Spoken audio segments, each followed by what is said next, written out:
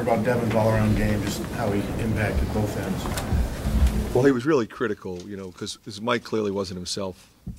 Neither was Clemens. So, Dev really had to do a lot tonight, and he just keeps getting better. He's playing as well as anybody in the country right now, without a doubt. Playing with great confidence, and I think everyone is feeding off of that. Coach, you were mentioning Devin. Ever since the Northwestern game here, you've been pawing up double figures. I mean, is it just his confidence, or is he, like you were saying, is he selecting his shot better, or what's he was just in a mini slump at that time. He wasn't making the shots he normally makes. We were playing really good teams. They were getting after him. They were, targeting him and, putting really good defenders on him and, and doubling him and running guys at him and things of that nature. And sometimes you just have to go through that. He never stopped believing in himself. And you guys kept asking me. I guess I'm going to keep going to him. He's my guy. And he's going to come through for us, and he's continued to do that. Fran, down 8, first half, you finished the half on a 13-4 run, and you carried that over in the second half, 19-4 run. What changed from your perspective and got you guys going and moving? Well, we got some transition. Gabe was involved with the big block with the 2 alley-oop dunks. I thought Eric May and Aaron White's defense, in particular in that stretch, they were up, really pressuring them and making it hard. Early on, they were getting easier looks. And they run really good stuff, and they've got really good players. So you got to be up into them, or they're going to score. And it was imperative that we continue to get up and pressure and essentially wear them down over the course of time. To close the half with a lead, and we had an opportunity to be up by more, we missed free throws. That was unfortunate. Talk about Zach's contribution, especially early in the second half. Zach is a guy I'm going to keep going to.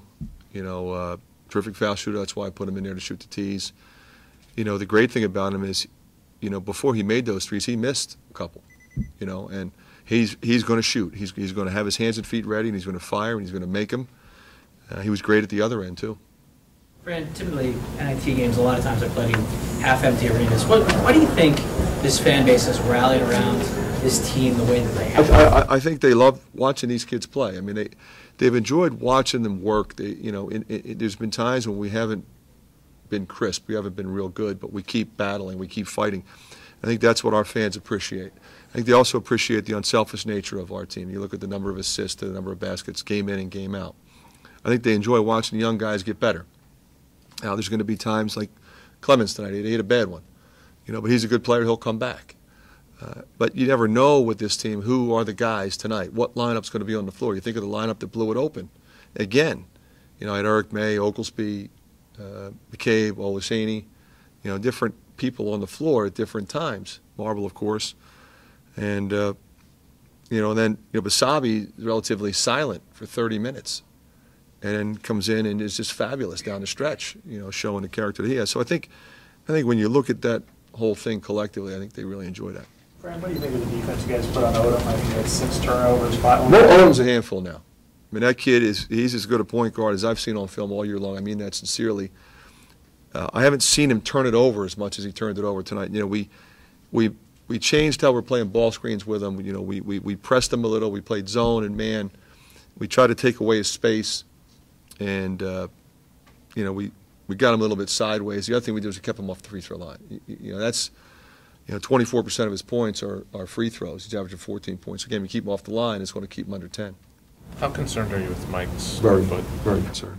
But we'll see how it goes. Is the injury affecting him now, or is it the time off that's got him? No, it's the injury. The time off isn't a problem. What do you know about Stony Brook? Well, I know they went to UMass and won. I know that much. I mean, they've got Jameel Warney. He's a guy that I'm familiar with. We offered him, tried to get him to come out here. He's a kid from back east, wanted to stay back east. And he got the Player of the Year in the league. Steve Peichel's a tremendous coach, phenomenal coach, and doing a great job building that program. So, we got our hands full with that one. You feel fortunate to be playing at home, though? It didn't look like the odds were maybe not in favor to play a second game at home. Obviously, we'd much rather be at home. Our crowds have been so terrific. The energy level in the building has been great. And I'm excited to be back here on 8:30 on Friday night.